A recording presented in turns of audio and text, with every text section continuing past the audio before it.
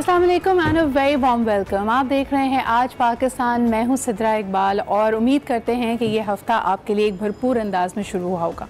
Specially हम देखें कि अगर मार्च का पहला हफ़्ता somehow it got into a lot of debate. I think partly it's a good thing. मैं उसको बुरा नहीं समझती बिकॉज ऐसा इख्तलाफ राय अमूमन सोसाइटी को बेहतरी की तरफ, एवोल्यूशन की तरफ, इर्तिका की तरफ धकेलता है, चाहे हम चाहें या ना चाहें। कई हमारे जो ख्यालात हैं वो शायद will not be able to keep up with the changing times और उसने बदलना ही है। यानी तब्दीली को आप फुली तौर पे इंजीनियर नहीं कर सकते, उसके बारे में सोच नहीं सकते, उसके लिए पॉलिसी नहीं बना सकते। कुछ चीज़ें आउटसाइड फैक्टर्स पे भी बिलीव करती हैं, आउटसाइड फैक्टर्स पे डिपेंड करती हैं जो आपके कंट्रोल में नहीं भी होती। लेकिन अहम ये है कि अगर मुनफरद यानी अलग अलग सोच रखने वाले, इख्तिलाफ राय रखने वाले लोग हैं, वो एक धारे में कुछ कॉमन एम्स के लिए कैसे आगे बढ़ेंगे। कुछ इसी तरह के मनाजिर और इख्तलाफात और डिस्कोर्स हमने देखा कल 8 मार्च को, जिससे पहले ही ये बात शुरू हो चुकी थी कि औरत मार्च, जो कि एक बहुत ही इंक्लूसिव इवेंट है, कहा जाता है कि उसमें तमाम तबकात अपनी राय दे सकते हैं, या जहाँ उनके तहफ़्फ़ुज़ात हैं, जहाँ उनको लगता है कि उनके साथ नाइंसाफ़ी हो रही है, they can really come forward and do something about it. लेकिन on the other hand society का एक ख़ास तबका इनकी सोच से, इनके नुक्ता नज़र से अग्री नहीं करता। जहाँ कॉमन एम्स एक ही हैं, ख़वातीन के साथ होने वाली नाइंसाफ़ी, उनके ख़िलाफ़ होने वाले जराइम, उनके हुकूक़ की हक़ तलफ़ी और ख़ुसूसन वो अहकामात, वो हुकूक़ जो हमारे दीन ने ख़वातीन को दिए हैं, जहाँ पे भी उसकी पामाली होती है, मिनहसुल कौम हम उसको करेक्ट करना चाहते हैं, उसकी बेहतरी की तरफ जाना चाहते हैं।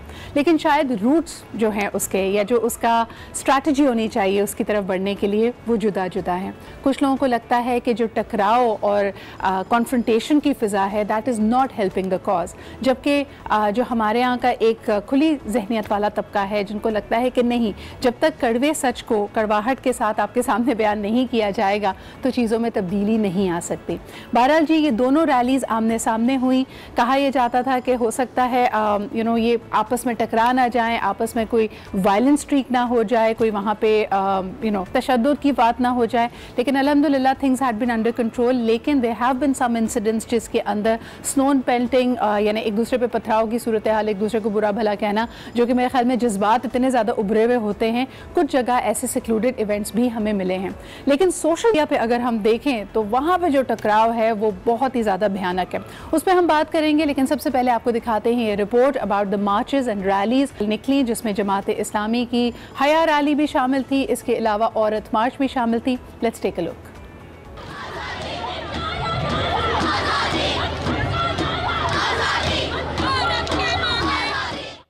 ख़वातीन के हकूक़ के आलमी दिन के हवाले से सिविल सोसाइटी की जानिब से प्रेस क्लब लाहौर से ऐवान इकबाल तक रैली निकाली गई, जिसमें शरीक ख़वातीन ने हकूक़ के लिए खूब नारेबाजी की।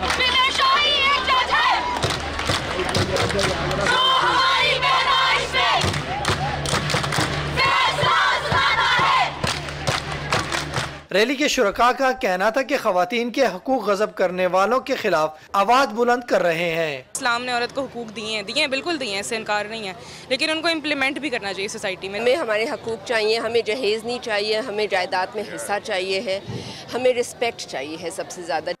जमात इस्लामी ख़वातीन विंग की जानिब से लोअर माल लाहौर पर भी रैली निकाली गई, जिसमें ख़वातीन के हकूक़ के हवाले से मुख्तलिफ बैनर्स और कतबे उठा रखे थे। इस मौका पर मुकर्रीरीन ने ख़वातीन को इस्लाम में दिए गए हकूक़ का जिक्र करते हुए बैरूनी एजेंडे को नाकाम बनाने पर जोर दिया। औरत को बहैसियत औरत, उसको मर्दाना औरत नहीं, मैनली वुमेन नहीं, हम उसकी निस्वानियत और उसकी नसाइयत का एहतराम करते हुए उसका मकाम और मर्तबा इस पाकिस्तान में चाहती हैं। इस जिस्म पर हमारी मर्जी बिल्कुल भी नहीं है, हम अपने इख्तियार से कोई एक काम भी जो है वो नहीं कर सकते हैं। इस जिस्म पर सिर्फ और सिर्फ अल्लाह की मर्जी है। ख़वातीन के आलमी दिन के हवाले से लाहौर में मॉडल टाउन से साइकिल रैली भी निकाली गई, जिसमें ख़वातीन के साथ मर्दों ने भी शिरकत की। रैली के इख्तिताम पर शुरका पुरअमन तौर पर मुंतशिर हो गए। रैलियों के मौके पर सिक्योरिटी के ख़ुसूसी इंतजाम किए गए थे। Tariq Khan, Aaj news, Lahore. And welcome back जी। आप देख रहे थे ये रिपोर्ट जिसके अंदर मुख्तलिफ रैलीज़ और उसमें जो शरीक पार्टिसिपेंट्स थे उन्होंने अपनी अपनी राय का इजहार किया कि क्यों उनको लगता है कि तरीक़ाकार थोड़ा मुख्तलिफ होना चाहिए। मेरे लिए जो बात अहम है इज़ द कॉमन ग्राउंड पे ये बात करना कि ख़वातीन के ख़िलाफ़ जो मज़ालिम हो रहे हैं उनकी रोकथाम के लिए हमें रवैयों को बदलना है। जहाँ पर भी हो सके ना, जिनमें कुछ इशूज़ की हम बात करना चाहेंगे, खुसूसन ऑनर किलिंग है या फिर डोमेस्टिक वायलेंस है, नापसंद के बावजूद शादी में धकेल देना, फोर्स्ड कन्वर्जन्स, ये वाकई ऐसे इश्यूज़ हैं जिस पे कोई इख्तिलाफ़ राय मौजूद नहीं है। लेकिन बड़ी अजीब सी बात यह है कि ओवरऑल जो एक पर्पस था, जो सैंक्टिटी थी, जो कॉल थी इंटरनेशनल वुमेंस डे की, वो शायद पस मंज़र में चली गई है। जो चीज़ सामने आई है वो टकराव की सी सूरत हाल है। वो टकराव या वो इख्तिलाफ़ात जो शायद किसी स्लोगन पे है, किसी नारे पे है, इसके बारे में मज़ीद भी बात करेंगे। और जिस तरह कि मैंने कहा कि सोशल मीडिया पे ऐसा लगता है कि मंजर मुख्तलिफ है। सोशल मीडिया में हम जो ज़्यादातर बात देख रहे हैं वो ये, एक दूसरे को बिल्कुल भी स्पेस नहीं दी जा रही। अगर आप मेरे साथ नहीं हैं, अगर आप मेरी बात पे बिलीव नहीं करते तो यकीनन आप गलत हैं। ये सोच हमें कितना नुकसान पहुंचा सकती है, इस पे बात करेंगे एक ब्रेक के बाद।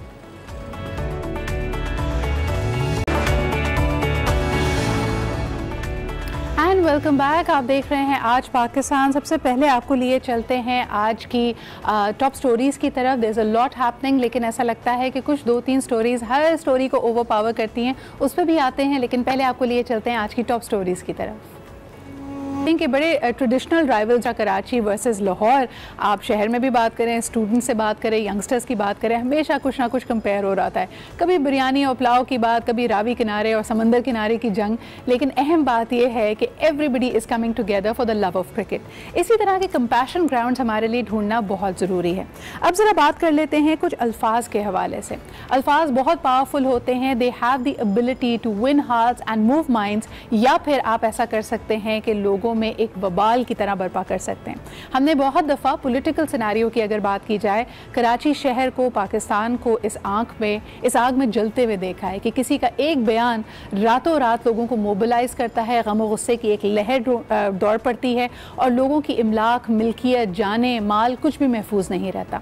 इस वक्त भी जब हम ये बात कर रहे हैं कि पाकिस्तान में अक़लियतें महफूज हैं और आज हिंदू बिरादरी होली मना रही है, ऐसा लगता है जो स्पेस हम दूसरे को देते हैं अपनी बात करने को, वो कम से कम पड़ती जा रही है। अपने रवैयों की जाहिरियत पे ना हम पशेमान हैं, ना हम उसके लिए अपोलोजाइज़ करना चाहते हैं। आज हमारे साथ मौजूद हैं मंसूर अली ख़ान साहब और सीनियर जर्नलिस्ट हैं। Mansoor is a very dear friend. और हाल ही में आपने देखा कि खलीलुर रहमान साहब का जब एक बयान काफ़ी वायरल हुआ, उनका और मारवी सरमद साहबा का आपस में टकराव था जिसमें काफ़ी उन्होंने नाजेबा अल्फाज इस्तेमाल किए, जाहिरियत का मुजाहरा किया। उनको फ़ौरी तौर पर इसके बाद मंसूर ने अपने शो में इन्वाइट किया और जब उनसे बातचीत की तो ऐसा नहीं लगता था कि खलील साहब के रवैये में कोई लचक है। मंसूर से इसी हवाले से पहले बात कर लेते हैं, ज़रा उनका रिएक्शन लेते हैं कि जहां वो अपना डिमीनर और बड़ा काम और कंपोज रखे हुए थे and he was not getting provoked by Khalil Sahab, अंदर दिल में उनके साथ क्या चल रहा था। अस्सलाम वालेकुम Mansoor, thank you so much for joining us this morning. सबसे पहले मैं पूछना चाहूँगी आपसे कि खलील साहब की जो एक वायरल मीम, यानी जो उनका इंटरव्यू था जिसमें उन्होंने बड़ी नाजेबा बातें की और इसके साथ साथ बड़ी बरहमी का, गुस्से का इजहार किया, आपे से बाहर हो गए थे, ये कहना गलत नहीं होगा। उसके बाद जब आपने उनको अपने शो पे बुलाया, ये आपकी टीम का फैसला था। What was going on in your mind? Were you nervous कि ये आके कोई अजीब सी बात कर लेंगे, या आपका ऑब्जेक्टिव क्या था? आप चाहते थे कि उनको एक मौका दिया जाए, अगर वो पशेमान है तो शायद वो अपोलोजाइज करेंगे। आपकी उस वक्त सेंसिटिविटी या ऑब्जेक्टिव्स क्या थे? देखिए, तो ये लफ्ज़ आपने कहा प्लांटेड हो है। प्लांटेड से मुझे समझ नहीं आती प्लांटेड क्या होता है। मतलब कोई भी शो हो उसके लिए जाहिर बात है आप प्लानिंग करते हैं, आप एक गेस्ट लिस्ट बनाते हैं, टॉपिक डिसाइड करते हैं किसको बुलाना है, किसको नहीं बुलाना, आप उनसे सवाल क्या करेंगे, वो सवालात तैयार किए जाते हैं। अभी मैं और आप इस पर गुफ्तगू कर रहे हैं, इसके अंदर भी एक पूरी प्लानिंग है इस पे पूरे प्रोग्राम के अंदर। तो प्लानिंग तो होती है, अब उसको प्लांटेड का लफ्ज मुझे नहीं समझ आती। दूसरी बात ये कि हाँ, मेरा उसके अंदर एक पॉइंट ऑफ व्यू था और मेरा पॉइंट ऑफ व्यू उसके अंदर जिसके तहत मैंने वो प्रोग्राम किया और उसके हवाले से मैंने सवालात किया, और वो सिर्फ एक पॉइंट था मेरे इस पूरे प्रोग्राम में। आप बार बार उठा ले, सिर्फ एक पॉइंट था जिस पे मुझे एतराज था और जिसको बार बार मैंने खलील साहब से किया, और वो ये था कि आप गाली किस तरह दे सकते हैं। मुझे आपके इजहार राय पे कोई मसला नहीं। आप समझते हैं औरत मार्च ठीक नहीं है, बिल्कुल ठीक है, आपका राइट है, आप ये बात कहें। आप कहें कि जी मैं औरत मार्च की जगह कोई यौम हया मनाना चाहता हूं या मैं अपना कोई नाम निकालना चाहता हूं उस मार्च के लिए, 100 दफा कीजिए, ये आपका राइट है। मेरा सिर्फ एतराज इस बात के ऊपर है, जब आप किसी से इख्तलाफ कर रहे हैं तो आप गाली किस तरह दे सकते हैं। हमने इस कल्चर को खत्म करना है, ये कल्चर परवान नहीं चढ़ सकता, क्योंकि अगर ये आग फैल गई तो ये आग बुझाई नहीं जाएगी। और जिसका उनको कोई जवाब नहीं था उनके पास, वो बार बार यही कह रहे थे बस मुझे गुस्सा आ गया और उसके बाद जंग शुरू हो गई और उसके बाद मैं कंट्रोल नहीं कर सकता। तो ऐसा नहीं हो सकता। आपने उस वक्त बड़े स्ट्रॉन्ग सवालात किए थे Mansoor, I agree with you. बार उनको इस पॉइंट पे लाने की कोशिश की कि ऐसा कोई प्रोवोकेटिव जुमला या बात की ही नहीं गई थी। बकौल उनके, मैंने आपका शो बड़ा गौर से देखा, उन्होंने कहा कि जी मुझे शटअप कहा गया, तो उसके बाद में इतना मुस्तरब हो गया कि मैं आपे से बाहर हो गया। लेकिन coming back to the Aurat मार्च, इस वक्त जिस किस्म का इख्तिलाफ राय और दो मुख्तलिफ नुक्ता नज़र हम देख रहे हैं, and anybody who tries to be in the moderate lane, मैं दोनों से अग्री नहीं करता, उसके लिए तो बड़ी मुश्किल है। आप खुद आपने भी पार्टिसिपेट किया औरत मार्च में, आपके साहबजादे भी, आपकी वाइफ भी वहाँ पे मौजूद थे। कोई ख़ास वजह जिसकी वजह से मंसूर आपके दिल के करीब है ये Aurat march, and what is your opinion, what is your principal stance on it? अच्छा, इसमें मैं हिमायत या मुखालिफत का मैंने कोई आंसर नहीं पेश किया। मेरा थोड़ा सा जो इख्तलाफ था वो औरत मार्च की डेफिनेशन के हवाले से था। अच्छा। खलील साहब जो डेफिनेशन फरमा रहे थे वो ये कह रहे थे कि जी मुझे ये जो नारा है मेरा जिस्म मेरी मर्जी, ये मुझे बड़ा वाहियात लगता है, ये फहाशी को फ़रोग़ देता है, उरियानी को फ़रोग़ देता है। मुझे जहाँ तक इसकी डेफिनेशन पता है औरत मार्च के ऑर्गेनाइजर्स की जानिब से जो बताया गया है, मैंने सिर्फ वो उनके सामने रखी। इसकी वजह ये थी कि औरत मार्च के कोई भी ऑर्गेनाइजर उस वक्त मेरे शो के अंदर मौजूद नहीं था, तो मैंने सिर्फ उनके सामने वो रखी। मेरी मुखालिफत या मेरी हिमायत का तो यहाँ पे पॉइंट ऑफ व्यू था ही नहीं, और मैं करता हूँ या नहीं करता ये मेरा अपना नजरिया है। मैं वहाँ पे औरत मार्च को सपोर्ट करने के लिए नहीं बैठा हुआ था, या उसकी मुखालिफत करने के लिए भी नहीं बैठा हुआ था, या अगर कोई उस मार्च के मुखालिफत में भी अगर कोई मार्च करता है तो मैं उसको भी सपोर्ट या मुखालिफत करने के लिए नहीं बैठा हुआ था। सिर्फ फर्क ये था कि मैंने उनके सामने ये नुक्ता रखा कि मेरा ख्याल में आप इसकी डेफिनेशन गलत पेश कर रहे हैं। इसकी डेफिनेशन ये है, आप पूरा प्रोग्राम उठा के देख लीजिए, मैंने तो कहीं पे नहीं कहा कि हाँ जी बिल्कुल औरत मार्च जो है वो होना चाहिए, और औरत मार्च के अंदर जो भी स्लोगन्स चल रहे हैं, ये जो भी बात हो रही है वो बिल्कुल दुरुस्त है।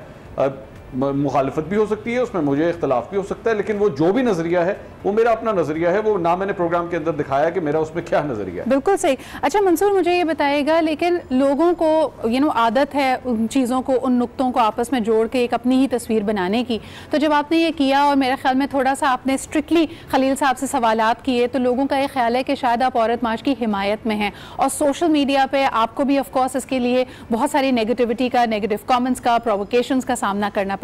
Now what is your reaction to that? अच्छा, यहाँ पे थोड़ा सा इख्तिलाफ मेरा आपसे इस बात के ऊपर है कि आपने कहा कि आप उन स्लोगन्स की हिमायत में नहीं। मैं कौन से स्लोगन्स? वहां पे तो कोई एक स्लोगन तो नहीं था औरत मार्च के अंदर, जो लास्ट औरत मार्च हुआ था। स्लोगन्स तो बहुत से थे। बेटी को पढ़ाने का स्लोगन था, हाँ मैं उसकी हिमायत करता हूँ, बिल्कुल मैं करता हूँ। इस सिलसिले में यह था कि जहेज की लानत को ख़त्म करना चाहिए, मैं इसकी बिल्कुल हिमायत करता हूँ। ख़वातीन को उनके हकूक़ मिलने चाहिए, मैं बिल्कुल इसकी हिमायत करता हूँ। कोई गैर मर्द किसी भी गैर औरत को हाथ नहीं लगा सकता, इस स्लोगन की मैं पूरी तरह हिमायत करता हूँ। लेकिन अगर कोई ऐसा स्लोगन उस औरत मार्च के अंदर शामिल है जो हमारे रिश्तों को पामाल कर दे या फहाशी को प्रमोट कर दे, मैं ऑब्वियसली उसके खिलाफ हूँगा।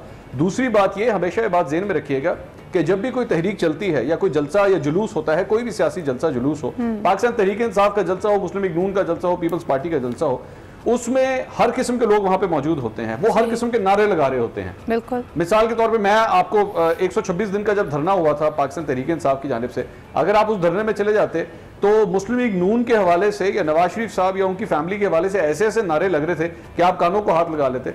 लेकिन मतलब उसमें जबान का जो इस्तेमाल था वो इतना खराब था, लेकिन क्या उसकी वजह से पूरी की पूरी पाकिस्तान तहरीक इंसाफ को आप कहते हैं कि जनाब वो पार्टी गलत थी, या वो पार्टी जो डिमांड कर रही थी वो गलत था, या उनका पूरा का पूरा नजरिया गलत था? नहीं, ऐसा नहीं हो सकता। और यही चीज नून लीग के उसमें भी होती है। आप नून लीग के जलसे में अगर चले जाएं तो कहीं पे चंद एक लोगों का टोला जो है वो इमरान खान साहब के हवाले से कोई ऐसी जुबान इस्तेमाल कर रहा होगा कि आप कहेंगे कि नहीं ये तहजीब से हट के है, ये लफ्ज इस्तेमाल नहीं होने चाहिए। पॉइंट वेल टेकन, लेकिन साथ साथ हमने यही डेकोरम तो सेटअप करना है। देखिए, पाकिस्तान में कोई भी अगर जमात या कोई भी तबका फिक्र अपने आप को अक़लियत समझता है और समझता है कि उसका जो स्टांस है वो अनपॉपुलर है, उसकी जान माल की जो सिक्योरिटी है, मेरे ख्याल में हम सब उसके लिए खड़े हैं। कोई भी ये नहीं चाहेगा कि चाहे आपका लगाया हुआ नारा कितना ही ऑफेंसिव मुख्तलिफ क्यों ना हो, you do not deserve violence. आपके ऊपर पथराव नहीं होना चाहिए, आपके साथ मारपीट नहीं होनी चाहिए, आपको धकेलना नहीं चाहिए, क्योंकि प्रोटेस्ट करना आपका हक है। हैविंग सेड दैट, जब हम पॉलिटिकल रैलीज की भी बात करते हैं तो उसके अंदर हमने कुछ दायरा कार खींचा हुआ है, जिसमें हम कहते हैं कि रियासत के ऊपर या रियासत के सुतूनों के ऊपर आप हमला आवर नहीं हो सकते, और अगर आप ऐसा करते हैं तो उसका शुमार हम ट्रीजन में भी करते हैं। तो सवाल ये पैदा होता है कि क्या माशरे की ऐसी कोई बाउंड्रीज हैं या नहीं। दूसरी तरफ जिस तरह आपने खुद कहा, और कल मेरे ख्याल में इस्लामाबाद में जितने जर्नलिस्ट थे उन्होंने दोनों ही रैलीज को कवर किया। हया डे रैली भी मनाई जा रही थी जिसमें एक बहुत ही कंजर्वेटिव स्कूल ऑफ थॉट के लोग मौजूद थे। आपने क्या फ़र्क पाया? आपको लगता है कि कोई इनका मीन ग्राउंड, कोई आपस में कहीं ये बैठ सकेंगे, कोई ये ब्रिज बन सकता है इनके बीच में? मेरे ख्याल में तो ये बहुत ही अच्छा, ये तो एक अच्छा मतलब जिसे कहते हैं आइडियलाइज्ड सिनेरियो हो कि दोनों ग्रुप्स जो हैं वो इकट्ठे मिल जाएं। मेरे ख्याल में तो इससे बढ़ के अच्छी बात ही नहीं हो सकती। लेकिन जिस तरह मैंने पहले औरत मार्च के हवाले से ये बात कही थी कि मैं उसकी मुखालिफत या हिमायत की बात तो कर नहीं रहा, मेरा मेन पॉइंट था कि आप इजहार राय कर सकते हैं और गाली नहीं दी जा सकती। बिल्कुल। जमात इस्लामी का जो आपने मार्च उसकी आपने बात की, मेरा इस पे भी नुक्ता ये है कि उन खवातीन को 200% राइट होना चाहिए कि वो जो मर्जी स्लोगन रेस करें, वो मार्च करें, वो अपना इजहार करें, वो कहें कि नहीं हम यौम हया मनाना चाहती हैं, हम समझती हैं कि खवातीन को बापर्दा होना चाहिए, अबाया पहनना चाहिए। ये उनका राइट है, ये उनको उस राइट से कोई रोक नहीं सकता। अगर औरत मार्च की चंद खवातीन या उनकी ऑर्गेनाइजर्स इन जमात इस्लामी की खवातीन के हवाले से नाजेबा अल्फाज इस्तेमाल करें या उनके हवाले से तज़हीक अमेज कोई गुफ्तगू करें तो वो भी गलत है। पिन पॉइंट करना चाहिए कि नहीं आप ये ज़बान इस्तेमाल नहीं कर सकते इन खवातीन के लिए, क्योंकि इन खवातीन का उतना ही राइट है कि वो अपने नज़रिए का, अपने नुक्तों का प्रचार करें, उस हवाले से उसको जितना मर्जी प्रमोट करें, वो प्ले कार्ड्स निकालें, वो बैठ के जुलूस निकालें, वो मार्च करें, ये उन खवातीन का राइट है। मेरा असल नुक्ता सिर्फ और सिर्फ ये है इजहार राय वहां तक जहां तक आप तहजीब का दामन अपने हाथ से ना छोड़ें। बिल्कुल, बहुत बहुत शुक्रिया मंसूर हमारे साथ होने के लिए। पहले जैसे एक कोट है जो मैं ज़रूर शेयर करना चाहूँगी, your freedom ends where my nose begins. तो ऐसा कोई भी इजहार राय जिससे दूसरों के ख्यालात की, जिनकी तज़हीक होती है, इसके अलावा आपकी दिल आज़ारी हो, उसका कोई रूम नहीं होना चाहिए। इसके अलावा आप स्पेस दें, ज़रूर अपनी बात को आगे रखें। इस बारे में हम मज़ीद भी बात करेंगे right after a short break.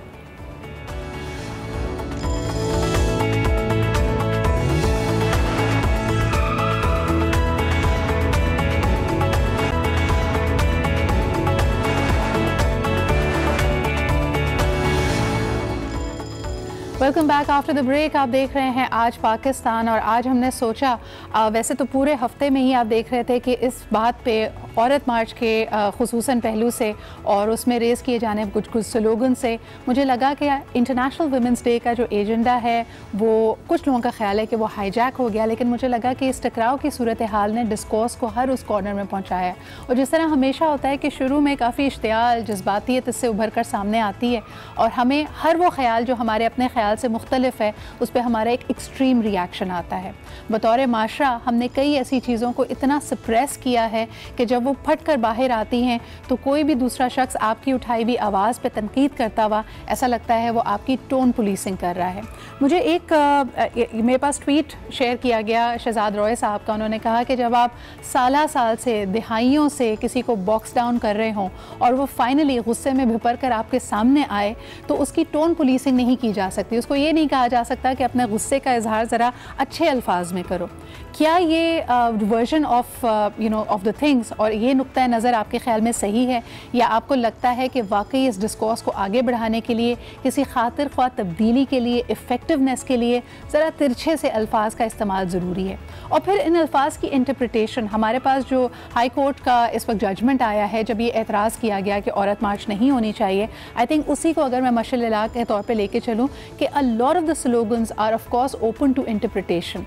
हमारी इंटरप्रिटेशन की जो आपस में डिफरेंस है, क्या उसने मामलात को उलझा दिया है? आज जो हमारे साथ मेहमान मौजूद हैं, सबसे पहले उनसे तारुफ कराती हूँ आपका और फिर उनके साथ हम गुफ्तगू को आगे लेके चलेंगे। हमारे साथ हैं सोशल एक्टिविस्ट भी हैं, ख़ुद एक ऑर्गेनाइजेशन भी रन कर रही हैं और हमने इनको काफ़ी वोकल पाया है, काफ़ी न्यूट्रल पाया है इस इशू पे। हमारे साथ हैं आलिया सारिम साहिबा। Thank you so much Alia भाभी फॉर बीइंग हियर। आपके बुलाने और फिर उसके बाद हमारे साथ मौजूद हैं ऑफ कोर्स जी दुर्दाना सिद्दीकी साहिबा, आप सेक्रेटरी जनरल हैं जमात इस्लामी विमेन विंग पाकिस्तान की। कल आपने देखा कि जमात इस्लामी की भी एक कॉल थी और एक बहुत बड़ा नंबर इनके सपोर्टर्स का भी इन मार्चेस में पहुंचा।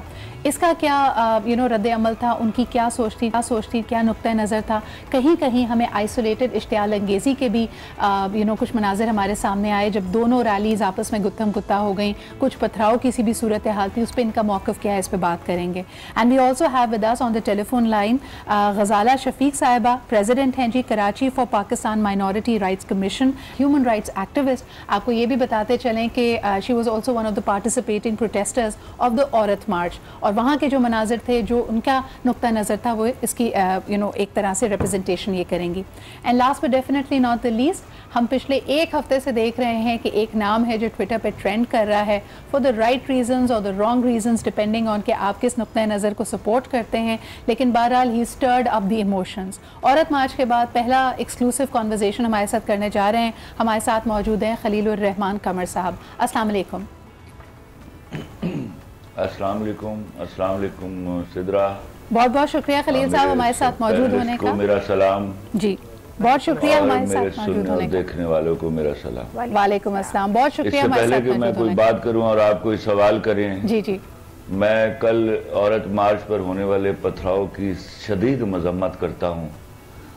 किसी भी सूरत में इस किस्म की हरकत नहीं होनी चाहिए थी, और मुझे रात भर इस बात का दुख रहा जब मैंने सुना कि किसी ने जैसा भी था औरत मार्च उस पर पथराव किया है। That is highly condemnable and I strongly condemn this. I tell you Khalil Sahab, अगर इसी बात को आगे लेके चलूं, मैंने देखी वो क्लिप्स जब आपने मंसूर से, और अभी थोड़ी देर पहले मंसूर भी शो में मौजूद थे, आपका रिएक्शन काफ़ी सब लोगों को लगता है बड़ा अग्रेसिव आया। आज जब आपके पर पहुंची कि औरत मार्च में पथराव हुआ है, कहीं आपको लगा कि जानते ना जानते हुए नादानिस्ता तौर पे शायद आपने लोगों में इस इश्तियाल को बढ़ाने में कोई किरदार अदा किया हो? Of course not. It was but natural.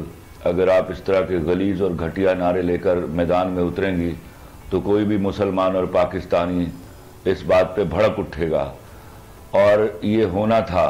ये जो सांप छुपा हुआ था अचानक जब फन फैलाकर बिल से बाहर निकल आया है, तो किसी भी मुसलमान और किसी भी पाकिस्तानी की दिलादारी लाजिम थी। मैं इसी एक बात से I was making my people be aware of it. लेकिन सवाल देखिए, आप याद रखिए सिद्रा इकबाल, लेकिन बीच में मुझे अगर सवाल दर सवाल करती जाएंगी तो मैं जवाब के हक दूंगा आपको। नहीं, आप कंटिन्यू कीजिए, उसके बाद मैं आपसे सवाल करती हूं। मैं अपना, एक तो आवाज मेरे कानों में गूंज रही है मेरी बेतराज से। फिर भी मैं अर्ज करता हूं कि मैं कतई औरत मार्च के खिलाफ नहीं था।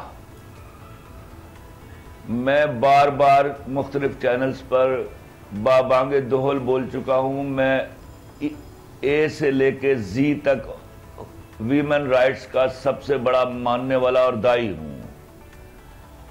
मेरा एतराज सिर्फ उन घटिया गलीज बदतहजीब नारों से था जिस पर मैं बार बार चीखता रहा कि ये लैंग्वेज हमारे मुसलमान बहन भाइयों को, हयादार औरतों को, वफादार औरतों को, बाकिरदार औरतों को बहुत कारी ज़र्ब लगाने वाली है।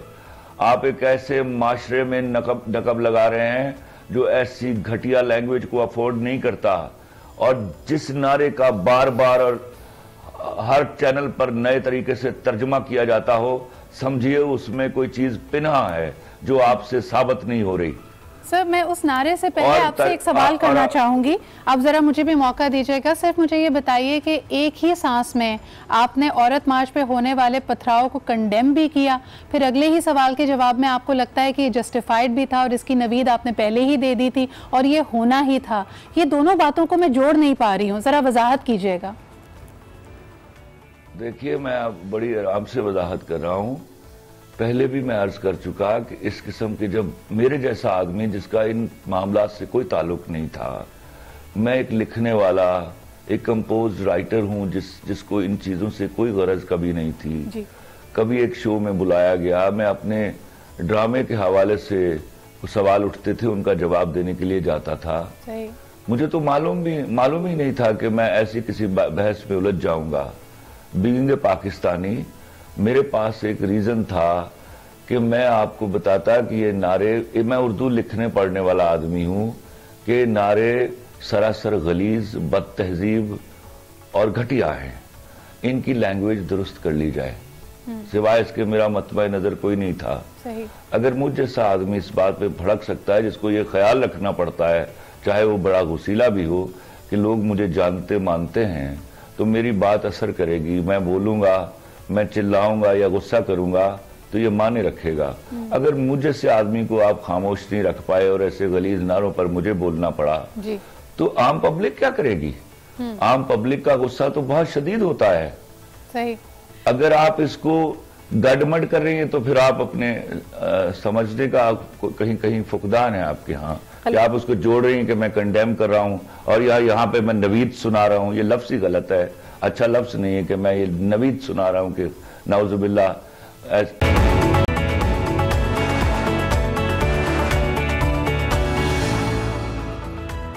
Welcome back after the break पे जाने से पहले आपने देखा कि ये बात मुझे थोड़ी नहीं काफ़ी अजीब सी लगती है कि एक ही सांस में हम औरत मार्च पे होने वाले पथराव को कंडेम भी करें और दूसरी तरफ कहें कि ये जस्टिफाइड इसलिए था क्योंकि ये हमारी तहजीबी, हमारी अखलाकी अक़दार का मुनाफी था। तो हमारे साथ मौजूद हैं जी गज़ाला शफीक साहिबा, प्रोटेस्टर्स में शामिल भी थी, आंखों देखा हाल भी आपको बताएंगी। अस्सलाम वालेकुम गज़ाला, क्या हाल चाल हैं आपके? Thank you very much for joining us this morning. और कल मुझे लगा कि बहुत ही ज़्यादा बिजी डे आपके लिए भी रहा, बहुत सारे ख़तरात लाहक थे, जिसमें से कई मेरे सामने भी आ गए, हम सब के सामने भी आ गए कि पथराव की सी सूरत हाल हुई, उसको इस फ्लोर पर बैठे हुए तमाम लोग कंडेम करते हैं। लेकिन गज़ाला, आप मुझे बताइए कि क्या जिस तरह का ये एक प्रेशर कुकर सिचुएशन पनप रही थी, आपने क्या इसकी वजह से जो टोन, जो वॉइस, जो मार्चर्स का मोरल था, उसमें कुछ रद्दो बदल देखा? Thank you. बिल्कुल, बहुत ज़्यादा बड़ी तादाद में, बहुत बड़ी तादाद में लोगों ने अटेंड किया। खौफ की वजह से बहुत से खास तौर पर नौजवान बच्चियों को पेरेंट्स से आने से रोका, लेकिन तो भी एस्टिमेटेड कराची में जो टर्न आउट 10,000 का कह रहे हैं जी। तो बात ये है कि हम आईजी सिंध के आईजी गुस्ताख मेहर साहब के बहुत शुक्रगुजार हैं। पुलिस की बहुत ज्यादा प्रोटेक्शन दी गई थी, बहुत सिक्योरिटी इन्होंने अच्छी रखी थी, जिसकी वजह से यहाँ कराची में तसादम से हम बच गए। सही। गज़ाला साहिबा, मुझे ये बताइएगा कि कई जगह हमने देखा कि जमात इस्लामी की जो रैली थी और औरत मार्च, ये बिल्कुल आमने सामने भी आई हैं। आपको यहाँ पे बहुत ज़्यादा इख्तलाफात की बात होती है, आप मुझे बताएं कॉमन ग्राउंड्स क्या लगे, यानी कौन सी वो एक चीज़ थी जो दोनों को एक साथ जोड़ती थी, जो कि बहुत अहम है ख़वातीन के हुकूक के लिए? देखिए, अगर आप ख़वातीन के हुकूक की बात करें तो कोई बात भी इख्तलाफ नहीं था। जमात इस्लामी की जो ख़वातीन आई थी, मैं उनके साथ भी जाकर खड़ी हुई। वो आफिया भी इसी कौम की बेटी है जिसके लिए वो निकली हुई थी, लेकिन वो उनकी डिमांड रियासत से थी, ठीक है, मैं भी उनके साथ खड़ी हुई। हमारे रैली में मुझे नहीं लगता कि कोई इख्तलाफ था। ये कोई जो नाकस ज़हन के लोग हैं, जो औरत को सिर्फ घर में बंद रखना चाहते हैं, वो कुछ भी मुंह से कह दे, वो जो उनकी सोच है, मर्दाना सोच जो है, उससे इख्तलाफ था। अदरवाइज औरतों की जो डिमांड है, वो चाहे जमात इस्लामी की रैली थी, चाहे किसी और की रैली थी, वो सब की सब औरत के हकूक पर बात कर रही थी, औरत को बाख्तियार बनाने पर बात कर रही थी, औरत की इज्जत और बराबरी पर बात कर रही थी। सही। कोई मैंने इख्तलाफ नहीं देखा। अच्छा गज़ाला साहबा, इसी बात को आगे मजीद बढ़ाते हुए मुझे ये बताइए कि खलील साहब के जो कमेंट्स थे, उसकी वजह से लोगों ने उनको बड़ा एक, मुझे लगा कि कहीं ना कहीं सोशल मीडिया पे वो इजी टारगेट बने। उनको लोगों ने कहा कि ये सोच बड़ी कंजर्वेटिव है, बड़ी ट्रेडिशनल है, हम इस पे यकीन नहीं करते, ये औरतों के लिए ऑपरेशन है। मुझे ये बताइए, उन पाकिस्तानी ख़वातीन का क्या जो बहैसियत एक खातून के भी आपके कई स्लोगन्स, यानी औरत मार्च में इस्तेमाल हुए जाने वाले कई स्लोगन से अग्री नहीं करती, आप उनको कैसा देखती हैं? देखिए, खलीलुर रहमान साहब ने अभी भी जो यहाँ पर शुरू हुए, मैं थोड़ी सी उनकी बात सुन सकी, लैंग्वेज बहुत रफ यूज की। बात ये है कि हमें अपनी ज़बान के इस्तेमाल पर ही अगर इख्तियार नहीं है, हम अपने शुस्ता अल्फाज से अपनी बात नहीं कह सकते। और मैं नहीं समझती कि जो जी गजाला साहब थोड़ी सी आपकी ऑडियो डिस्टर्ब है जी, दोबारा फरमाइएगा। मैंने कहा कि ये खलीलुर रहमान का जो माइंड सेट है, जो ज़बान है, वो यहाँ पर भी इन्होंने रफ अल्फाज इस्तेमाल किए। वो ज़बान है जो आपको अनएक्सेप्टेबल बना देती है। हमें ज़रूरत है, हमारा कोई भी स्लोगन गलत नहीं था। अगर आप वो वाला माइंडसेट जो 5 माह की बच्ची को भी नहीं छोड़ता, वो वाला माइंडसेट जो 3 भाई अपनी बहन को रेप करें, इस किस्म का जो माइंडसेट है वो सिर्फ और सिर्फ औरत को एक सेक्स का इंस्ट्रूमेंट बनाकर देखता है। वो उसकी शिनाख्त को, उसकी पहचान को, उसकी बराबरी को तस्लीम नहीं करना चाहता, क्योंकि अगर वो अपनी शिनाख्त पा गई तो फिर वो गजाला साहबा मैं इस इशू पे दोबारा आती हूँ। सवाल मेरा आपसे थोड़ा सा मुख्तलिफ था। आलिया भाभी आपके पास लेके आती हूँ। मुझे लगता है कि खलील साहब से बात करें या Ghazala Sahiba, they are very strong in their stances. उन्होंने कहा कि जी हम अपने मौक़िफ़ पे डटे हुए हैं। मैं आपसे यही सवाल करती हूँ कि बहैसियत एक पाकिस्तानी खातून के, अगर आपको इन स्लोगन्स पे एतराज़ है तो क्यों है और किस वजह से है? मैंने खलील साहब की भी बात सुनी और मैंने गजाला की भी बात सुनी। गजाला को खलील साहब के अल्फाज सख्त लगे और खलील साहब अगर मेरे इस जुमले को इतराज़ ना करें, मैं उनकी बहुत इज़्ज़त करती हूँ कि हाँ, उनके मिजाज में, उनके अल्फाज में कहीं कहीं सख्ती महसूस होती है, ठीक है, और उनके ख्यालात से ज़्यादा उनके अल्फाज को ही तनकीद का निशाना बनाया जाता है। लेकिन एट द सेम टाइम अगर मैं फिर गजाला की बात भी करूँ तो उनके नारों पर ही तो इतराज़ हुआ, उनके अल्फाज पर ही तो इतराज़ हुआ। वो औरत के हुकूक के लिए लड़ रही है। शुरू में उन्होंने इतनी प्यारी बात की कि कोई इतराज़ नहीं था औरत के हक पे, सब एक ही प्लेटफॉर्म पे थे। ये सुनते ही मेरे अंदर पॉजिटिव एनर्जी आ गई कि हम एक हैं, हम औरतें एक है, अपने हक के लिए बात करना चाह रहे हैं। लेकिन अगर वो खलील साहब के अल्फाज पर इतराज़ कर रही है तो इतराज़ तो उनके भी अल्फाजों पर ही हो रहा है। उनकी सोच है, उनकी इंटेंशन को तो हम कुछ भी नहीं कह रहे हो, तो बहुत अच्छी बात है। बल्कि मैं तो कहती हूँ कि हम मिलकर काम करेंगे, ज़्यादा अच्छे रिजल्ट निकलेंगे। बात यह है कि उर्दू एक लश्करी ज़बान है, हमारे पास अल्फाज की कमी नहीं है। क्या ये ज़रूरी था कि बाहर का नारा ट्रांसलेट करके यहाँ लगाया जाता? क्या हमारे पास कोई ऐसा अच्छा लफ्ज़ नहीं था? जैसे अगर हम ये कह देते कि मेरी ज़िंदगी पर मेरा भी हक है, तकरीबन ये वही बात है, बल्कि इसमें जिस्म से बहुत बढ़कर हम आगे बात कर रहे हैं। उसमें बहुत सारे हमारे हुकूक आ जाते। सिर्फ अल्फाज को अगर बदलने से, तमीज से हम बात कर लेते तो हमारे मसले हल हो जाते। आप उनकी जबान पर एतराज कर अपनी जबान में अगर तब्दीली नहीं ला रहे तो फिर मैं इस बात को लेकिन let me play the devil's advocate over है। आलिया भाभी आपकी बात भी अपनी जगह वजह है, लेकिन मुझे बताएं कि सिर्फ एक नारा, एक स्लोगन, जैसे मंसूर ने थोड़ी देर पहले मेरे शो में कहा कि लोग तो बहुत सारे प्लेकार्ड्स लेके पहुंचते हैं, सबकी सोच अलग अलग होती है। उन्होंने कहा पॉलिटिकल रैलीज में देखें जो मुखालिफ पार्टी होती है उसके खिलाफ किस किस्म की जबान और नारे नहीं लग रहे होते, लेकिन आप उसको सिंगल आउट नहीं कर सकते। इस वक्त अगर आप उस औरत मार्च में भी देखें, वहां पे औरतों की तालीम के हवाले से, सेहत के हवाले से, हर चीज के बात, यानी जो एक्चुअल इश्यूज हैं उन पे भी बात होती है, लेकिन समहाउ ये नारा हर चीज को ओवरशैडो कर देता है। सिद्रा थोड़ा सा लिबरल अगर हम हो जाए, जैसे मैं हमेशा एक बात करती हूँ, कल मैं समा पर बैठी हुई थी, रात को मेरे घर पे वो एक इंटरव्यू चल रहा था न्यूज़ बीट का, तो उसमें इन्हीं की एक बैठी थी ओहदेदारान और वो मुझसे गुफ्तगू कर रही थी। वो अपनी जगह बात कर रही थी, बात पे तो हमारी बातचीत चल रही थी, वो तो चलती रहेगी, इंशाल्लाह हम एक दूसरे के साथ मिलकर भी काम करेंगे। मेरा यही एक स्टाइल है, कैसे सर पे दुपट्टा लिया हुआ था। उन्होंने जब ये जुमला अदा किया कि आप सर पर दुपट्टा लपेट कर बैठी है, मैंने नाम प्रोग्राम इसलिए बताया कि आप चेक कर लीजिएगा। अब मुझे आप ये बताइए कि एक औरत दूसरी औरत को, जबकि वो कह रही है कि मेरी मर्जी, हर चीज में वो कह रही है मेरी मर्जी, हमने तो आपसे कुछ नहीं कहा, लेकिन मैंने अगर अपनी मर्जी से सर पे सिर्फ दुपट्टा रख लिए, आप पूरी पब्लिक के सामने उसको पॉइंट आउट कर रही हैं। अच्छा, ये बड़ा एक अहम नुक्ता है नजर है, और खास तौर पे बहैसियत मुसलमान अगर हम देखें, हमें इस बात पे बड़ा एतराज होता है जब पेरिस में हिजाब को बैन किया गया, लेकिन हम अपने ही मुल्क में पता नहीं किस बात की, यानी इसको हम एक एविडेंस मानते हैं कि अगर आपने हुकूक निस्वां पे बात करनी है तो आपका एक खास हुलिया, आपका एक खास पहनावा होना चाहिए। तो दाना साहिबा, मुझे ये बताइए कि दो अलग रैलीज क्यों? अगर आप लोग भी कल रैली लेके मार्च करने के लिए निकले थे और ख़वातीन के हुकूक की बात हो रही थी, जैसे कि अभी गजाला ने भी कहा, तो साथ मिलके क्यों नहीं? सिद्रा, जज़ाकल्लाह, आपने मुझे मौका दिया।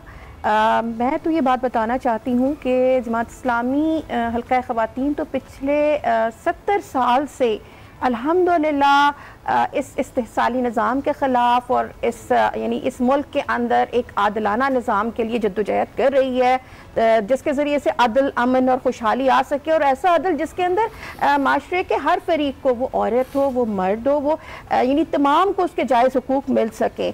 और मैं ये समझती हूँ कि सबसे पहली चीज़ ये है कि हमें ये रियलाइज़ करने की ज़रूरत है कि हमारे माशरे के अंदर ख़वातीन के साथ क्या ज़्यादतियाँ हो रही हैं, और उसके साथ फिर उनके सद्देबाब की कोशिश करनी चाहिए। इसमें एक चीज़ बहुत इंपॉर्टेंट है जो हम सब के लिए बीइंग अ पाकिस्तानी, कि हम इस्लामी जमहूरिया पाकिस्तान के शहरी हैं और हमारी एक नज़रियाती ममलिकत है, उसके मुताबिक हमारा कॉन्स्टिट्यूशन भी है, उसके मुताबिक हमारी वैल्यूज़ भी हैं, उसके मुताबिक हमारी एथिक्स भी हैं। तो हम जो कुछ भी स्ट्रगल करेंगे, यानी हमारी जो लिमिटेशंस हैं या बाउंड्रीज हैं, यही कॉन्स्टिट्यूशन है, यही वैल्यूज़ हैं, यही एथिक्स हैं, और उसमें फिर हम रहते हुए तमाम इशूज़ को एड्रेस करेंगे। कतई कलामी की माफ़ी चाहती हूँ दुर्दाना साहबा, फिर मुझे बताइए कि जब आप खुद कहती हैं कि 70 साल से ये तहरीक चला रही है जमात इस्लामी, क्रेडिट तो फिर देना पड़ेगा औरत मार्च के स्लोगन को कि उसने एटलीस्ट हमें झंझोड़ के इस बात करने पे मजबूर किया, वरना हर दफ़ा आप शायद रैली निकालते थे, बात करते थे, वो उन्हीं साइलोज में रहती थी,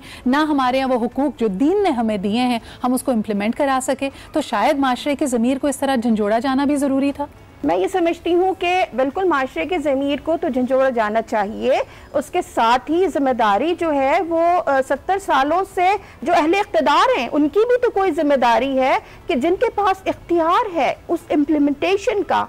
तो अल्हम्दुलिल्लाह 1400 साल पहले अल्लाह ताला ने इस्लाम के जरिए से वो सारे हुकूक औरत को दिए हैं। आप क्या वजह देखती हैं कि 1400 साल पहले जो अल्लाह ताला के हुक्म से वो दीन ने हमें हुकूक दिए हैं, वो साल 2020 में भी पाकिस्तानी खातून को क्यों नहीं मिल पा रहे? उसकी बहुत बड़ी वजह हमारा सिस्टम है, और उस सिस्टम का इख्तियार जिन लोगों के पास है, अगर वो इसको रियलाइज नहीं करेंगे, और वही बात है कि अगर हमारा मिजाज सिर्फ नारों का और दावों का और तकरीरों का हो जाएगा तो उसके बाद यकीनन आप देखें ना 70 साल से यही बात अगर मैं खलील साहब के पास लेके जाना चाहूंगी। मुझे जरा एक मिनट दे दीजिएगा। जो चीज मुझे तकलीफ दी है, देखिए मैं हमेशा बाहर के मर्दों से कहती हूँ जो आपके अपने महरम रिश्ते नहीं, कि इनसे बचकर रहो, इनसे फासला रखो, इनसे तन्हाई में नहीं मिलो, इनके साथ पढ़ो, लिखो, कमाने के लिए जाते हो साथ बैठो, बट एक ऐसा डिस्टेंस रखना कि ये उस डिस्टेंस को खत्म नहीं कर सके। 5 साल की बच्ची ये डिस्टेंस ही रख सकती है। अगर 5 साल की बच्ची नहीं बच सकी तो अगर ये औरत पास चली जाएगी तो क्या होगा? इन्होंने फैमिली सिस्टम को हिट किया। नहीं, आई एम सॉरी आलिया भाभी, इस पर थोड़ा सा इख्तिलाफ हमारा बनता है। जहां बात की जाती है कि औरत ही डिस्टेंस रखे, ये तो फिर हम जिम्मेदारी उसी की लगा रहे हैं ना। औरत भी रखे, मैंने कहा औरत ही नहीं बोला, मैंने कहा औरत भी रखे। दूसरी बात, फैमिली सिस्टम को हिट ना करे। हम फैमिली सिस्टम को किस तरह हमें लगता है कि ये हिट कर रहा है, ये डिसमेंटल कर रहा है, ये हम बार बार नुक्ता नजर उसकी भी ज़रा थोड़ी खोज लगाने की कोशिश करेंगे, इसको मज़ीद इलेबरेट करेंगे। खलील साहब, आपकी तरफ वापस आना चाहूँगी। मैंने देखा कि यहाँ पे भी आपके रवैये या आपकी की हुई बात पे कुछ इख्तिलाफ़ राय मौजूद है, लेकिन आपने सबकी बात बड़ी तहम्मुल से सुनी। मंसूर वाला इंटरव्यू भी मैं आपका देख रही थी, उसमें मुझे लगता है कि रेशम साहिबा ने भी और आमिर लियाकत साहब ने भी बड़ी सख्त बातें भी आपके हवाले से कहीं, लेकिन आपने जो सब्र का पैमाना है वो लबरेज नहीं होने दिया है। तहम्मुल से आपने उनकी बात सुनी, आपने रिस्पॉन्ड किया उस पर। जानना चाहेंगे कि मारवी सरमद साहिबा की बात पे आप एकदम आग बगूला कैसे हो गए? कोई शख्सी इख्तिलाफ है वहां पे? आप मैं बोलूं? जी जी फरमाइए। हाँ, मारवी सरमद साहिबा का एक ट्रैक रिकॉर्ड है जिसमें उन्होंने बहुत दफ़ा कभी किसी पार्लियामेंटेरियन का, कभी किसी एंकर का और कभी किसी आलिम दीन के साथ इंतहाई बदतमीज़ी का मुजाहरा किया, और लाइव शोज़ में उनके साथ जिस तरह का सलूक किया वो एक अलग चीज़ थी। मैं उस ट्रैक रिकॉर्ड के बारे में वॉर्न था, और मैं मैंने जब माइक लगा रहा था तो मैंने पूछा मेरे साथ पैनलिस्ट कौन है, तो मुझे बताया गया कि सेनेटर फैज साहब और मारवी सरमद साहबा है। दूसरी बात, मैंने उनके कुछ ट्वीट्स पढ़े थे, बल्कि उनके बेशुमार ट्वीट्स हैं जो मेरे रिलीजन के खिलाफ, मेरी मुल्क के खिलाफ, मेरी फौज के खिलाफ है। मैं उनका मशहूर आलम ट्वीट बहुत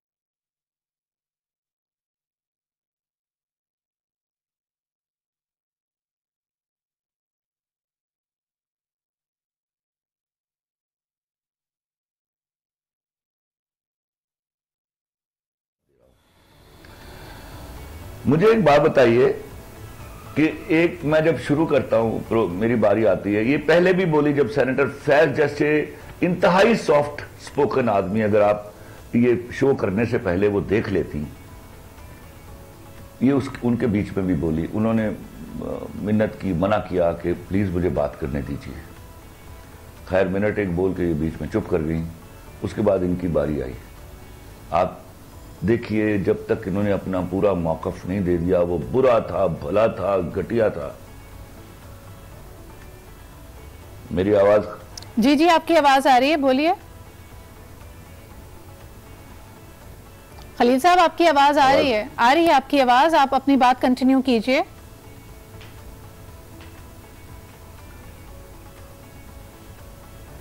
अगर हम किसी तरह राब्ता करके उनको बता सकें कि उनकी आवाज आ रही है, खलील साहब अपनी बात कंटिन्यू कीजिए।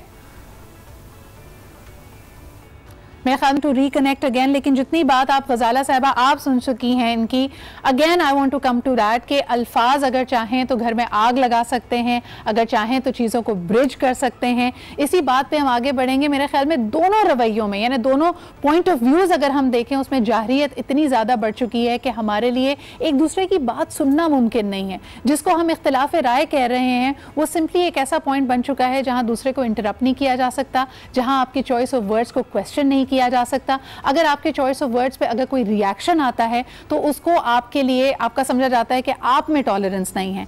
क्या हम इन रवैयों को लेकर आगे बढ़ सकते हैं? इस पे बात करते हैं छोटे से ब्रेक के बाद।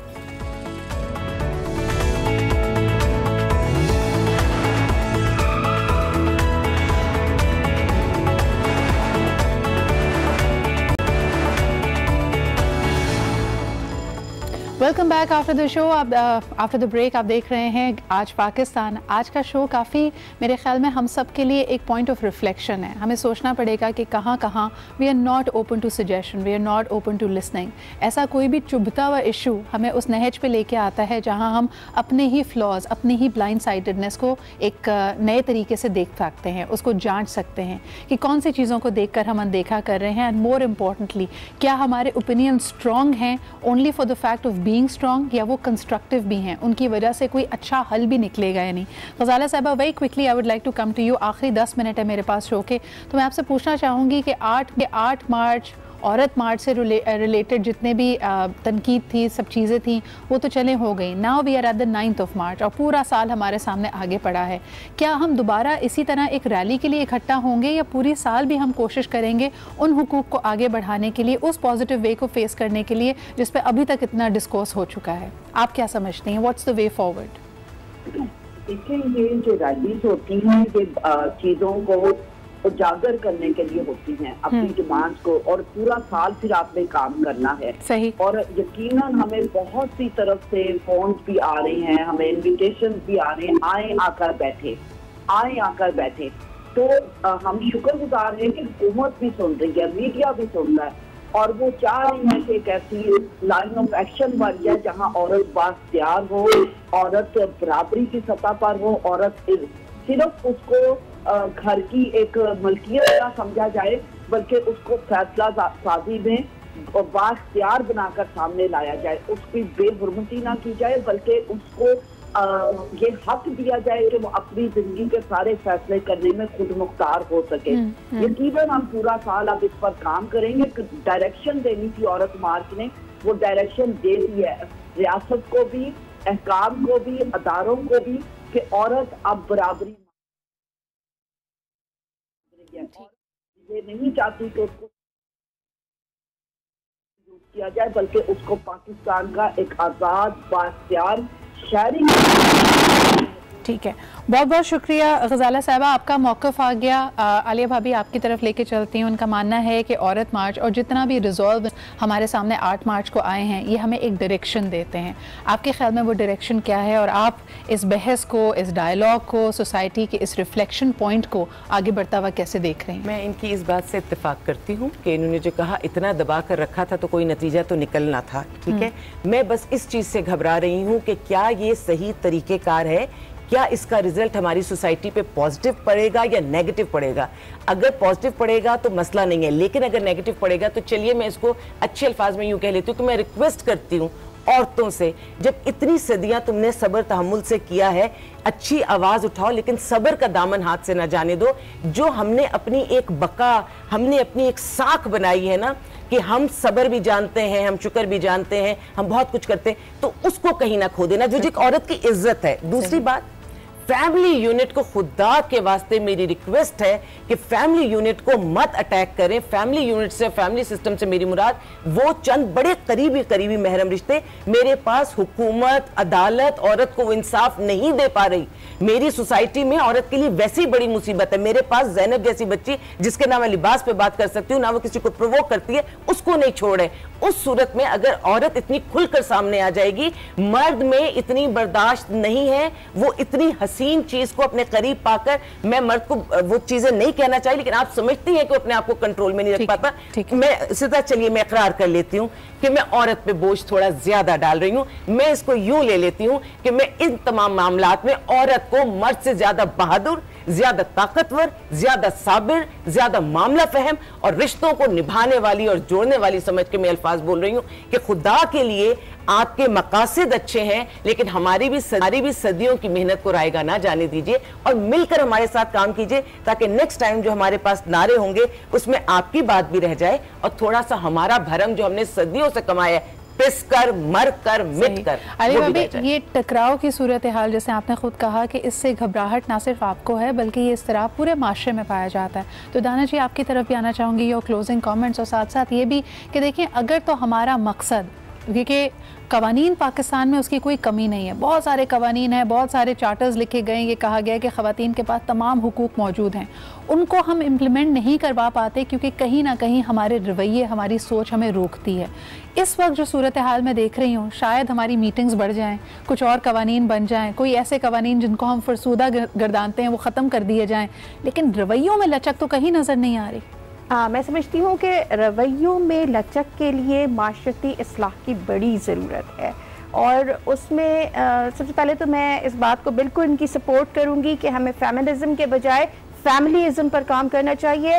औरत की सबसे बड़ी स्ट्रेंथ जो है वो उसकी फैमिली है। फिर मैं आपके सवाल की तरफ आती हूँ कि ये एक बड़ा कॉम्प्रिहेंसिव प्रोग्राम है ना, कि जहाँ हुकूमतों की जिम्मेदारी है, कानून साजी का हवाला बनता है। मैं ज़रूर इस पर भी ज़रूर तवज्जो दिलाऊंगी कि अभी आप देखिए ज़ैनब अलर्ट बिल सेनेट में बड़ा पास हो गया, वो ना यानी गवर्नमेंट और जो अपोजिशन है दोनों ने मिलकर उसको पास किया, लेकिन आप ये देखिए कि उसके अंदर उन बच्चियों या उन खवातीन के साथ जिनके साथ ज्यादती की जाती है, उनको कत्ल किया जाता है, उसकी सजा मुजरिमों को सिर्फ 14 साल कैद। और आप देखिए ना कि अगर कानून साजी हमारी ऐसी होगी, अल्हम्दुलिल्लाह जमात इस्लामी ने उस पर पूरा एक स्टैंड लिया और ये हमने कहा कि ऐसे मुजरिमों को जो है वो फांसी की सजा, यानी सजाए मौत दी जाए, सजाए मौत दी जाए। साथ में जो कसास का हुक्म है, कसास की चीजें हैं वो उसके अंदर एंटर की जाए। तो ये आपकी रिकमेंडेशंस हैं, बहुत बहुत शुक्रिया। और उसके लिए साथ में मैं कहूँ कि हमारी पूरी सोसाइटी की रिस्पॉन्सिबिलिटी है इस माहौल को बेहतर बनाना और खवातीन के हुकूक के लिए मैं समझती हूँ कि हमारी बहुत शुक्रिया, जिम्मेदारी है। साहब को वक्त नहीं मिलेगा ऑन माय पैनल टुडे। बहुत शुक्रिया दुदाना जी, बहुत शुक्रिया आलिया भाभी। खलील साहब, आपकी तरफ आना चाहूंगी। मुझे ये बताइए कि यहाँ पे फैमिली यूनिट का भी जिक्र किया गया, स्टोरी टेलिंग जो आपका अपना शोबा है वो भी एक बहुत ही पावरफुल मीडियम हो सकता है लोगों को इस जानिब रागिब करने का। एक तनकीद में देख रही थी ऑनलाइन इस बारे में भी आई कि आपके पर्सनल व्यूज़ के अलावा आपकी लिखाई में भी तो कहीं ना कहीं हम देखते हैं कि फैमिली यूनिट की वो फैमिली वैल्यूज़ जिसका यहाँ पे जिक्र किया जा रहा है उसके साथ एक तसादुम की सी कैफियत है। यानी बताया जाता है कि फैमिली यूनिट किस तरह, जो अभी आपका सबसे ज़्यादा मशहूर ड्रामा था उसमें भी हमने देखा कि लोग अपनी ख्वाहिशात के आगे उन्होंने फैमिली को इतना ज़्यादा अहम ना गर्दाना। आप क्या समझते हैं 8 मार्च के बाद moving forward how will things progress in Pakistan? ये बहस तो अब शुरू हो चुकी है लेकिन इसका मंतकी अंजाम क्या होगा? सबसे पहले तो मैं आलिया साहिबा ने जो बातें की हैं उन पर उनको बहुत मुबारकबाद पेश करता हूँ। यही बात जब मैंने एक दफ़ा इसी ड्रामे में कही, मेरे पास तुम हो में जी, कि और मैंने वहाँ औरत के रुतबे को डिफाइन किया, it is even bigger than the man, कि औरत के पास इनकार करने की काबिलियत होती है और मर्द के पास इनकार करने की काबिलियत नहीं होती। तो इसको इस कदर मिस इंटरप्रेट किया कुछ लोगों ने तो इसका मतलब शायद ये है कि मैं मर्द को लैटिट्यूड दे रहा हूँ। खैर, अब इनकी बात सुन के बहुत सारे लोगों को समझ आ गई होगी कि औरत बहैसियत पर्सन, बहैसियत फैमिली यूनिट मर्द से रुतबे में बहुत बड़ी है, क्योंकि वो उसके ऊपर जिम्मेदारियां ज़्यादा हैं और वो जिम्मेदारियां निभाना जानती है। जहां तक मैं बात करता हूं कि आप आगे क्या होने वाला है इस तनाजुर में जो हो चुका है, अगेन मैं आपको बार बार इस बात के बारे में वार्न करता हूं, अगर ये घटिया, गलीज और बदतहजीब नारे बाकी रहे तो मामले सुलझेंगे नहीं, उलझ जाएंगे। हमारा मसला ये नहीं है कि सिर्फ यहाँ औरतों के हुकूक सलब हैं, यहाँ इक्वली मर्दों के हुकूक भी सलब हैं, उन पर कोई बात करने के लिए तैयार नहीं है। यहाँ मेहनत, मजदूरी और घर पालने की चक्की में मर्द पिस रहा है। हमारा प्रॉब्लम सिर्फ ये है कि लॉज मौजूद हैं, लॉ इम्प्लीमेंट नहीं हो रहे। लॉज जब इक्वली प्रिवेल नहीं करते किसी मुल्क में तो दोनों फरीकों के हुकूक सलब कर लिए जाते हैं। यहाँ लॉ सिर्फ एलीट क्लास को सहूलत देने के लिए अवेलेबल रहता है। वहाँ फौरी फैसले भी हो जाते हैं, फौरी मुकदमे भी लग जाते हैं और फौरी उनके बारे में रिलीफ भी दे दिए जाते हैं। लेकिन 10-10, 15-15, 20-20 हज़ार रुपए के जुर्म में कई मर्द जो है वो साल हर साल जेल भुगतते रहते हैं। जब लॉ इक्वली प्रिवेल नहीं करता तो दोनों लोगों के हुकूक सलब होते हैं, उसमें औरतें भी आती हैं और मर्द भी आते हैं। सही। हमारा पहला काम ये था कि हम दोनों मिलकर ये रिकवरी करते कि किसी तरह लॉ इक्वली प्रिवेल कर दिया, which is the biggest issue of this country. और जब ये इक्वली प्रिवेल करेगा तो हमें पता चलने लगेगा कि कौन कौन से हुकूक किस किस के सलब हो रहे हैं। सही। That will be our point of worry, and then we should be sitting together to exactly find out a road map कि हमें अब इन हुकूक को वापस लेने के लिए क्या करना है। सही। अगर हम इन गलीज नारों के ऊपर चलते रहे तो किसी दिन बहुत बड़ा तसादुम हो जाएगा, मैं उससे डरता हूँ। ठीक है खलील साहब, एक छोटा सा सवाल आपसे और करना चाहूँगी। जैसे आपने खुद कहा और ये भी समझा कि लोगों ने सोशल मीडिया पे इसको मिस इंटरप्रेट किया, आप समझते हैं कि साल 2020 या मे बी साल 2050 में कभी मर्द में इनकार करने की काबिलियत आ भी जाएगी?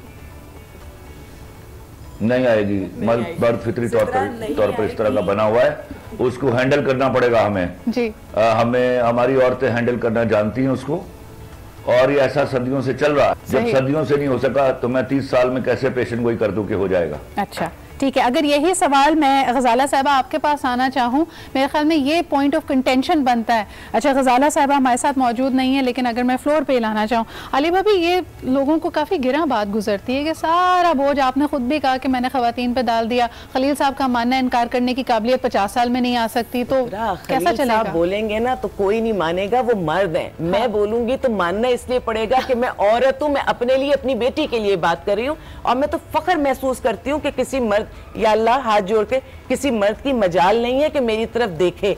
वजह यह है कि मैं उसकी आंखों में आंखें डालकर देखना जानती हूँ। इनकार तो बहुत छोटा लफ्ज है, फिर रब का करम है, पीछे पूरी फैमिली मौजूद है, मेरा शौहर, मेरे बच्चे। ऑल ड्यू रिस्पेक्ट, कते कलामी की माफी आलिया भाभी, तो ये मजबूत औरत जिसके पीछे अपनी बेटी को इतना मजबूत करने की सलाहियत और सोच मौजूद है, अपने बेटे की अच्छी परवरिश नहीं कर सकती कि वो इनकार करने की काबिलियत ही सीख जाए?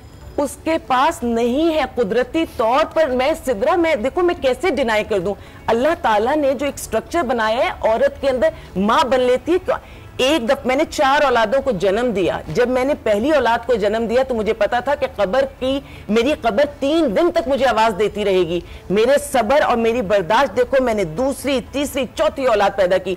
मर्द के अंदर वो चीज, वो इसको औरत अपने आप को थोड़ा बरतर समझ ले कि वो मर्द से इस मामले में बहुत बेहतर है, बहुत अफजल है, और ये सब्र उसकी कमजोरी नहीं है, उसकी ताकत है। औरत सब्र, मैं उन औरतों को जानती हूँ, शौहर ने तशद्दुद किया, इन्होंने सब्र किया, औलाद को पैदा किया, बेटों को अच्छा उठाया। अच्छा, ये आप बेटों को अच्छा तरबियत दी, आपने कहा ना बेटों को तरबियत, जब उन्होंने बेटों को तरबियत दी तो उन बेटों ने अपने बाप के उठाए हुए हाथ को रोका कि तुम औरत पे, ये माँ पे हाथ नहीं उठाओगे। यहाँ तो आप बाप बेटे भाई की बात कर रही हैं, फैमिली यूनिट में हम इसकी पॉजिटिव मैनिफेस्टेशन देखते हैं।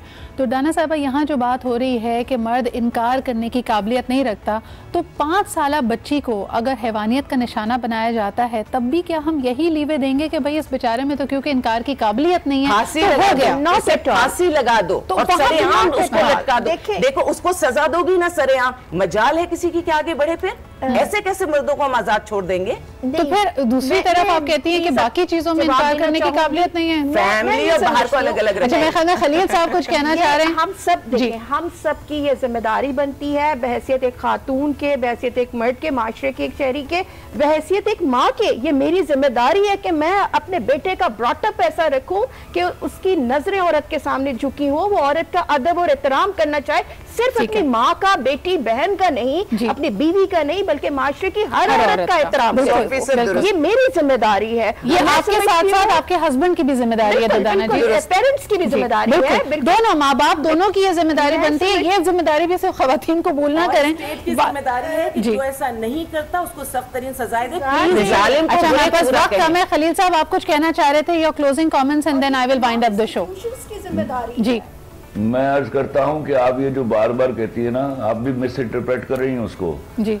ये जो 5 साल की बच्ची के साथ ज्यादती करता है, इसको सारे मर्द मिलकर इतनी ही बड़ी गाली देते हैं जितनी औरत सोच सकती है। इशू ये है कि जिस माशरे में फौरी इंसाफ और फौरी सजा और जजा का निजाम नहीं चलता, मैं आलिया भाभी से बिल्कुल मुत्तफिक हूँ 100%। वहां पर ये वाकयात रिपीट होते हैं। Justice delayed is justice denied. ऐसे मामलात में फौरी इंसाफ होना चाहिए और फौरी सजा देनी चाहिए। मर्द को हैंडल करने का तरीका है कि उसको फौरी सजा मिले। ये फैमिली सिस्टम क्यों एस्टैब्लिश किया गया था कि मर्द को बड़े मिलकर रोक लेते थे गुनाह और गलती करने से। सही। तो और जो ही ये फैमिली सिस्टम टूटता है, बर्बादी शुरू हो जाती है। और जी, यही चीज औरत को समझाई जानी चाहिए कि किसी भी तरह फैमिली सिस्टम को टूटने मत दे। बिल्कुल। अच्छा खलील साहब, एक आखिरी सवाल, क्योंकि आखिरी 1 मिनट ही होगा मेरे पास। आप बिल्कुल सही कह रहे हैं, इस हद तक हम सब में इत्तेफाक राय पाया जाता है कि फैमिली यूनिट हमारा कीमती असासा है, लेकिन इसको भी जोड़े रखने की जिम्मेदारी सिर्फ और सिर्फ खातून पे क्यों? जैसे आपने खुद कहा कि पहले घर के बड़े किसी मर्द को कोई गलती करने से रोक देते थे, तो कहीं ना कहीं दरार तो ये भी आई है ना कि घर के जो बड़े हैं, जो मर्द हजरात हैं, उन्होंने अपनी जिम्मेदारी से आंख चुराई है। नहीं, आप इसमें औरत को बरी जमा मत करार दीजिए।